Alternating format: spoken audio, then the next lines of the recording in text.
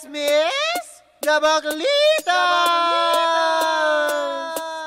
With Tita Cora and Kapitana Sisa. Same pero iba. We are number 106.7 Energy FM. Pangga, wag mong sabihing radyo. Sabihin mo!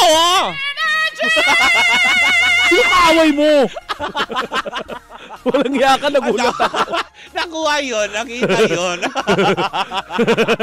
Nakita na naman yun sa camera, di ba? Expect the unexpected. Nagulat ako. Oo, di ba? Hindi kasi biglang pumitik yung ano. yung bra mo. Ba't ka kasi nagbabra? Sigaw ko na gano'n, pak, gumanon sa likod eh. Oo, di ba? Yung strap, ang sakit. Ay. Wala naman sa kakaloka. Isang magandang umaga pa rin. Araw po ng Huwebes pa rin po sa inyong lahat. Sa lahat pa rin po ng nabasa ng ulan na, di ba, ang sarap? Hoy, baka magkasakit kayo niyan ha. Mag-shower kayo kaagad kapag kayo po ay naambunan o nabasa ng ulan. Huwag niyong patuyuin yan sa katawan ninyo. At para makatipid ng tubig, di ba?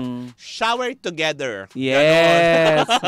Shower together with the neighbor. Oo. Pag sinabi, para makatipid tayo, ang mahal ng ano ngayon. Yes. Para makatipid, sabihin na tayo. Oo. Di ba? Ganon. At para magkaroon ng extra protection sa inyong kalusugan, tandaan na lagi niyong pwedeng inumin or i-take ang MX3 capsule. Correct, hindi ba? Na kung saan nga naman rich ito ng alpha, beta, gamma nutrients. Oo. Hello pa rin po sa inyong lahat. Dahil ang MX3 ang tunay, natural, at original, MX3.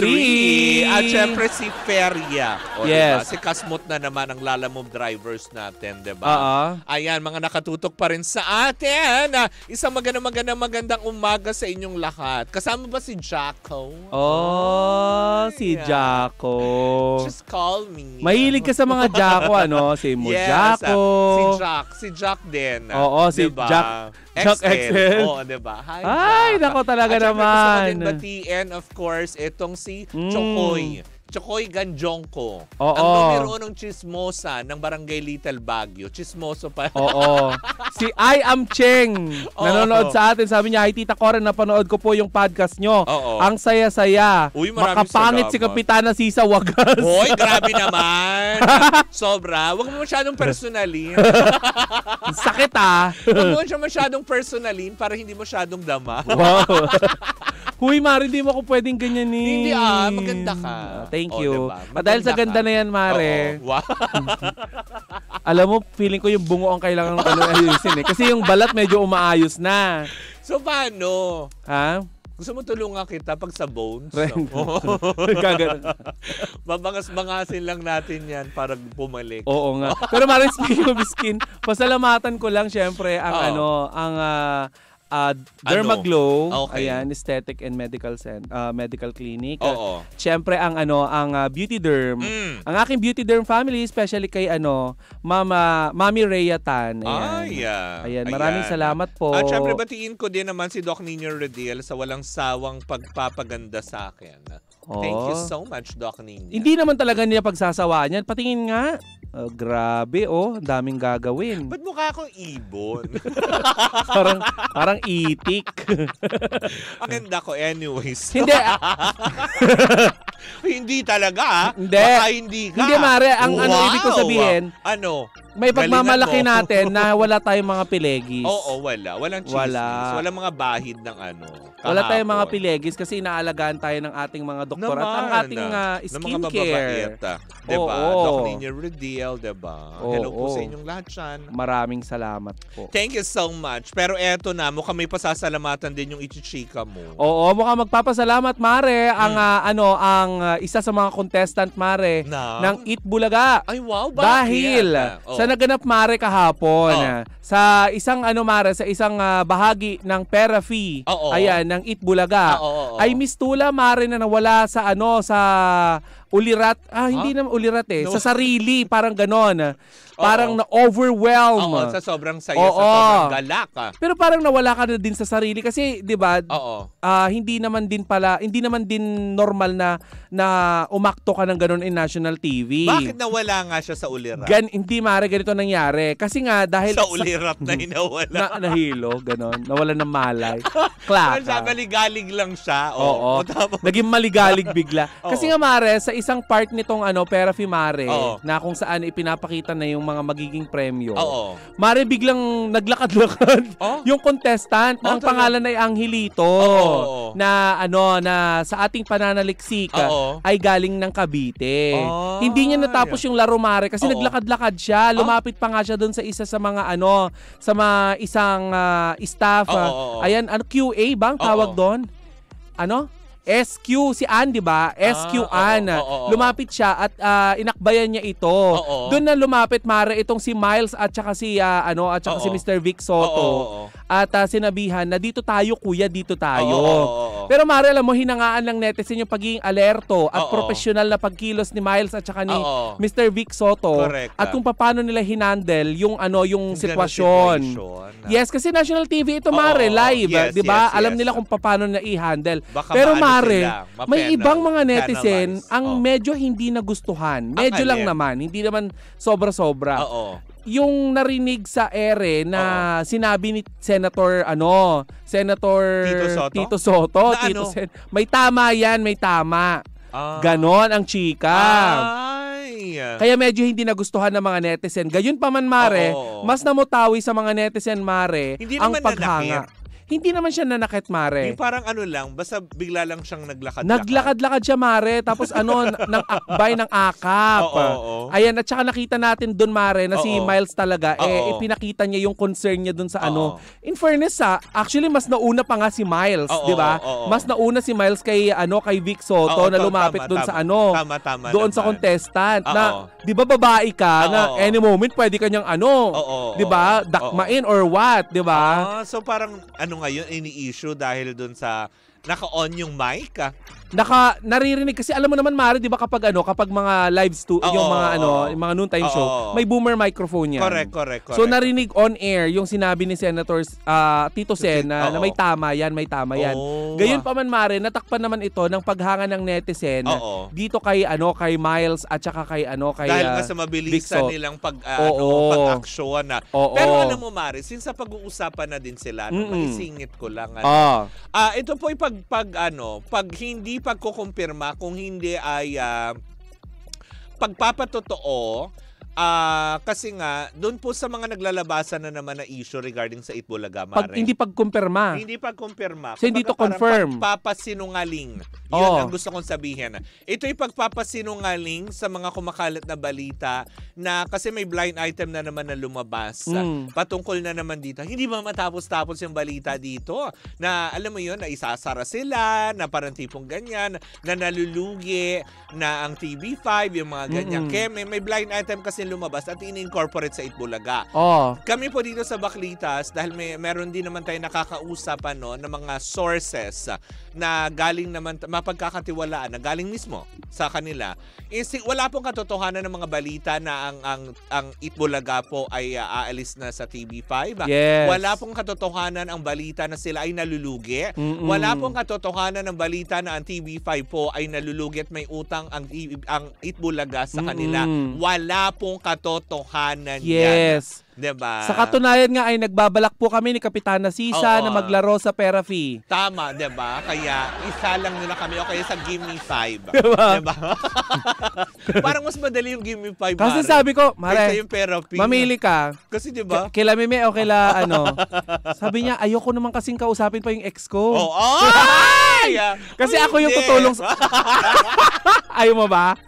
No! Pero gusto mo maka-search. Pwede. Diba? Pero yun lang nga. Showtime! Diba? Hindi, pero yun lang. At least naiambag lang natin to. Kasi sa pag-usapan naman din po sila, doon po sa mga nababothered at nangangamba tungkol doon sa blind item na lumabas tungkol sa isang show na kumaga parang binigyan na ng palugit at parang pinagplaplanuhan na, ay pinapahanda na ng exit plan na hindi po ang Itbulaga yun. Huwag po kayong maniwala doon sa mga nagtatag na ito ay Itbulaga dahil very, very okay pa po sila ng TV5. Diba? Alam namin na merong magtatapos na na show pero hindi namin sasabihin kung sino. Baka magulat kayo. Ay! Hindi mo sasabihin. Dahil lang yon. Ay! Hindi! Diba? Manandali yan. Paano? Hindi inayos. Ay! Hindi. So, yun. Pinarningan agad. Don't do that. No. Behave. Sisa, behave. Yes. Wala kaming sinabi. Bahala kayong mag-isip. Yes. Yun lang. But anyway, yun na nga, Mare. Balik tayo dun sa naging issue kahapon, nitong Itbulaga. Ayan. Maganda na ganito ang ginagawa, Mare, ng mga host na naging, naging alerto sila. Diba? Kumpara sa ginawa dati ng TikTok Lock. Halos, diba? Hinablot-hablot na ni Wala man lang ginawa yung mga tinitignan lang talaga nila, diba? Natulala, diba? At least ito, Mare, nakita natin na very alert itong si Miles. Correct, diba? May TikTok Lock pa ba? Wala na yata. Meron pa. Meron pa? Meron. Huwag niyong tinatapos ang meron pa, ha? Meron pang TikTok Lock. Meron pa. Oo. Diba? Meron pa naman. So far. So far? Meron. Basta meron. Hi, Mamang. Hello po sa inyong lahat. Klaka. But anyway, ayun. Ano bang sasabihin natin? 'Di ba? Walang nilabag na kahit sa MTRCB. Baka gawin niyo na namang issue yung may tama. Baka naman concern lang si Tito Sen kasi syempre yung may mga special needs sometimes, 'di ba? Mare, itong contestant hindi man niya natapos ang kanyang laro ay tinulungan siya ng kanyang kasama. Ayan. Itong Mare naglaro ay isang street vendor. Ayan, kaya sobrang nakakatuwa na makita na sa mga panahong ganon may mga taong alam mo yun, willing tumulong sa iyo. 'Di ba? Hindi sisiraan ka. Correct. 'Di ba? Hindi ganon. Lalim at saka naman Hindi. Hindi at saka Mare ito lang sa mga pagkakataong ganyan, dapat inaangat mo ang kapwa mo. Hindi mo hinihila pababa. Hindi mo Hindi dinadamay. At saka ito palinawin lang din natin na itong mga nagpapakalat ng mga peking balita ay hindi po nanggaling sa pamunuan ng It's Showtime o ng ABS-CBN. Diba? Huwag niyo nang pag-awayin yung dalawang shows. Naman, sasabihin na naman, galing na naman sa kampo ni ganito yan, galing sa ganito. Tapos pag umirit na naman, galing na naman si kampo na ganito, diba? Yes. Huwag kayong ma-confuse, naguguluhan na ang mga tao dahil kay Daryl Yap.